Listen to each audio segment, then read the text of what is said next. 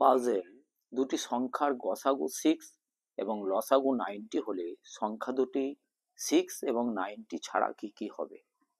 তার মানে সংখ্যা দুটো বের করতে হবে যাদের গসাগু এবং লসাগু দেয়া আছে। তো এখানে 90 ডিভাইড 6 অর্থাৎ লসাগু ডিভাইড গসাগু ইকুয়াল টু হয় 15।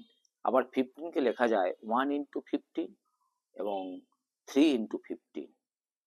তাহলে গসাগুকে যদি আমরা 1 দিয়ে ইন্টু করি এবং গসাগুকে যদি 15 দিয়ে ইন্টু করি তাহলে সংখ্যা দুটো পাবো। তাহলে সংখ্যা দুটো হবে 6 এবং 90, কিন্তু এ দুটো হবে না বলেছে। সেজন্য আমাদের 3 আর 5 দিয়ে মাল্টিপ্লাই করতে হবে গসাগুকে। তাহলে আমরা গসাগুকে 6 কে 3 দিয়ে মাল্টিপ্লাই করলে আমরা পেয়ে যাচ্ছি 18 এবং 6 কে 5 দিয়ে ইন্টু করলে পেয়ে যাচ্ছি 30।